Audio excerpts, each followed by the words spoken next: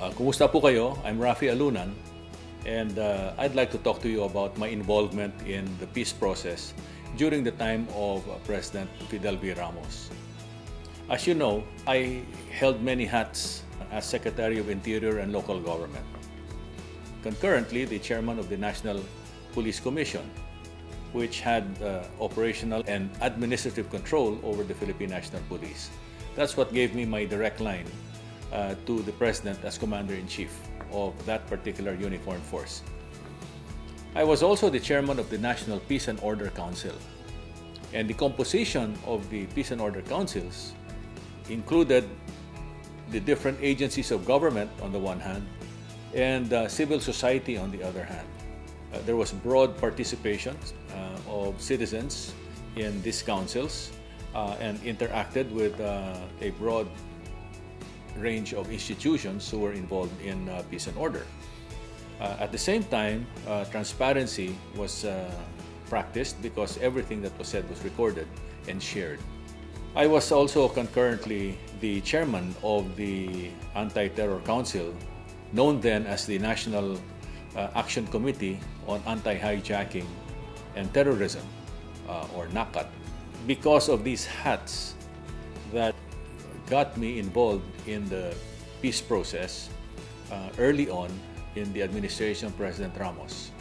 Our strategy was to bring about various peace agreements or peace settlements with the rightist rebels, the extreme left, and the secessionist movements. The first group that came to a settlement with the government was the right, the military rebels, and then we focused on the secessionist movement. As you know, the MILF at that time represented all of the secessionist groups in the country because they were the sole body that was recognized internationally by the Organization of Islamic Countries, or OIC.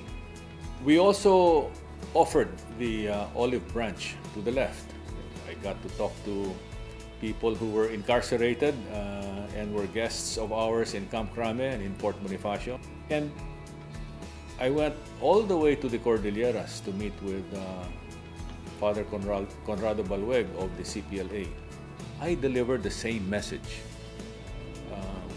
which we crafted with President Ramos. And the message from President Ramos that I delivered was, we are all Filipinos. Precious Filipino blood has been spilled all these years. We need to work together to build a nation for our children. So get out of the underground. Join the political mainstream if you wish.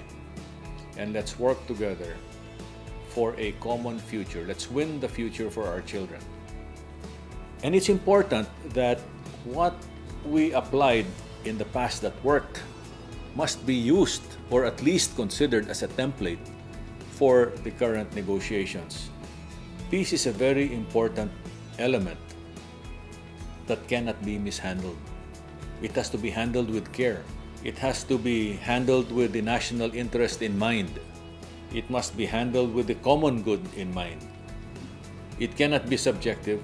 It cannot be driven by personal interests or hidden agendas because that is doomed to fail. Well, I'm against the BBL for various reasons. First of all, when we were talking peace with the MILF, we were also making overtures to the MILF. As a matter of fact, there was a time when I was waiting at the foothills of Camp Abu Bakar to be able to talk to Chairman Haj Murad, who was the head of the military forces of the MILF then, and Chairman Hashim Salamat. But because of extremely very bad weather, the roads were washed out. I was unable to go up Camp Abu Bakar to discuss peace terms. So I eventually ended up just talking to elements of their executive committee. And the message to me was very simple. If the MILF signs, we will sign. I did not believe that because our intelligence report showed that they were sending mujahideen for training in Pakistan and in Afghanistan.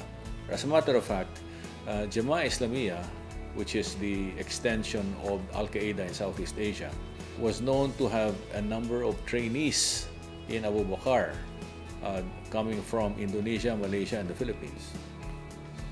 Then there was the ill-fated Operation Bujinka, led by Pakistanis. Eventually, we got to know the identities of these Pakistanis.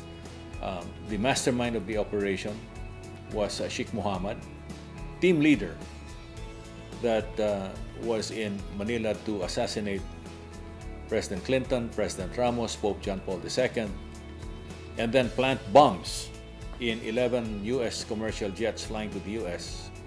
to be blown up in mid-air, was Pakistani. As a matter of fact, this person, Ramzi Youssef, was also the bomber and therefore a wanted fugitive by the United States FBI for having bombed the World Trade Center in 1993. Fortunately, the World Trade Center did not collapse as it did in 9/11. After that incident, I was dispatched by President Ramos to talk to Prime Minister Benazir Bhutto so that we could have closer relations and security cooperation. In that face-to-face meeting that I had with Prime Minister Bhutto, she confirmed that Osama bin Laden and Chairman Salamat were in direct contact.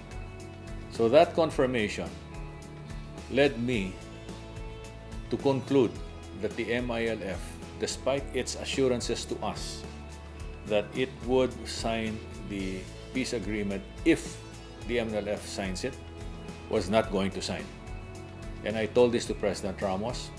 To his credit, he said, I'm going to hold out till the last minute, hoping that they would come to the peace table. I will bend backwards and continue to offer the olive branch to the MILF so that we could have a more complete agreement covering the main secessionist groups. Eventually, they didn't sign, but the OIC and the Philippine government was quite happy because we had buy-in from the Muslim community in ARMM, from the clans, from the sultanates, from the local government officials, and from the various communities. But in the end, we prevailed. Now contrast that to the feeling today in Mindanao, both within ARMM and outside of ARMM, where both Muslims and non-Muslims are saying that how can we support a peace agreement where we have not been consulted, where there is no inclusivity and transparency.